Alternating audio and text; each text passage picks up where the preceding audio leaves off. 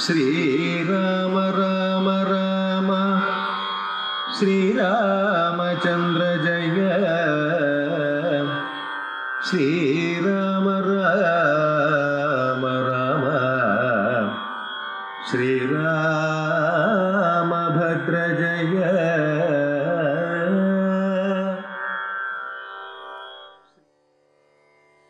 ഹരേ രാമ രാമ രാമ ഹരേ ഹരേ ഹരേ കൃഷ്ണ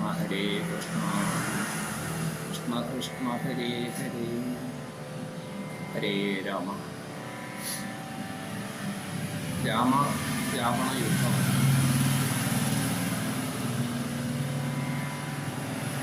രാമരാവണ യുദ്ധത്തിന് സമമായി രാമരാവണ യുദ്ധം മാത്രമേ ഉള്ളൂ എന്നാണ് വിശേഷിപ്പിക്കപ്പെടുന്നത്.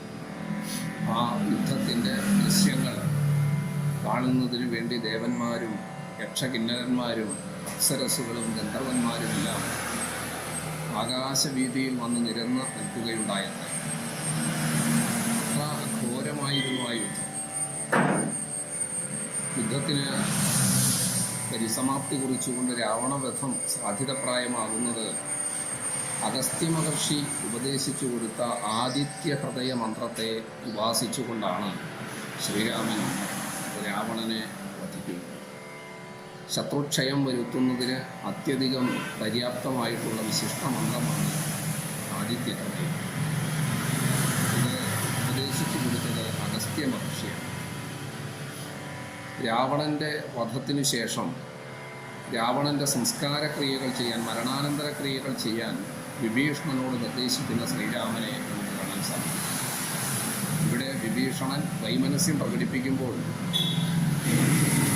മരണാന്താനി വൈരാണി, മരണത്തോടുകൂടി വൈരം അവസാനിക്കും എന്ന് നിർദ്ദേശിച്ചുകൊണ്ട് മദ്ബാണമേറ്റു രണാന്തേ മരിച്ചത് തമ്പുരാധീശ്വരൻ അച്യുത പാപങ്ങൾ എന്ന് ചൂണ്ടിക്കാണിച്ചുകൊണ്ട് വിഭീഷണൻ മരണാനന്തര ക്രിയകൾ ചെയ്യാൻ തയ്യാറായില്ലെങ്കിൽ അത് താൻ തന്നെ നിർവഹിക്കാനും തയ്യാറാകും എന്ന് ഉദ്യമിക്കുന്ന ശ്രീരാമനെയും നമുക്ക് കാണാൻ സാധിക്കും. രാവണ വധത്തിനും രാവണൻ്റെ സംസ്കാരക്രിയകൾക്കും ശേഷം സീതയെ മോചിപ്പിക്കാൻ ധൃതിപ്പെടുന്നതിന് മുമ്പ് വിഭീഷണനെ ഭരണാധികാരിയായി അവരോധിക്കാനാണ് ശ്രീരാമൻ തയ്യാറാകുന്നത്. ലങ്കയിൽ രാവണവധത്തോടുകൂടി അരാജകത്വം സൃഷ്ടിക്കപ്പെട്ടു. ഭരണാധികാരിയില്ലാത്ത രാജ്യത്ത് ബദൽ സംവിധാനം ഉണ്ടാക്കുക എന്നുള്ളതിനാണ് പ്രയോറിറ്റി നൽകുന്നത്. ഇപ്രകാരം വിഭീഷണനെ ഭരണാധികാരിയാക്കി അവരോധിച്ചതിന് ശേഷം ഹനുമാനോട് ശ്രീരാമൻ പറയുന്നത്, നീ പോയി വിഭീഷണാനുജ്ഞയാ സീതയെ കാണുക എന്നാണ്.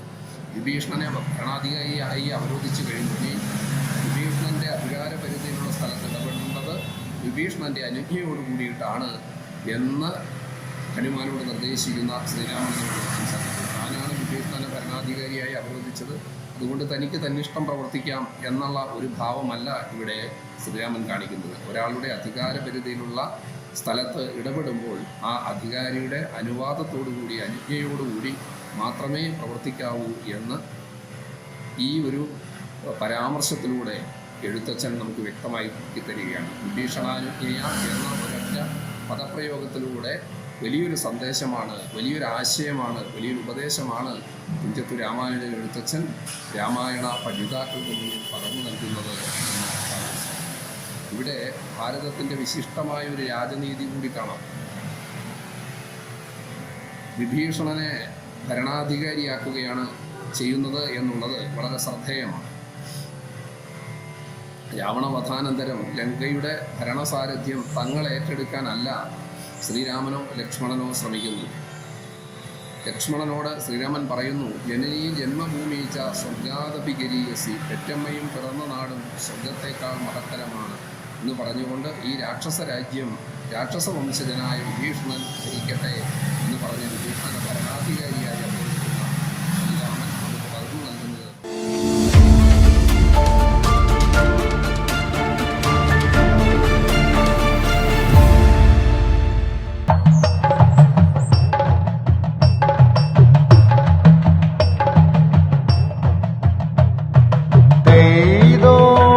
ദഗതും നാദഗതിന്ന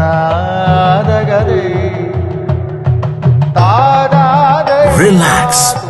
Redefine yourself.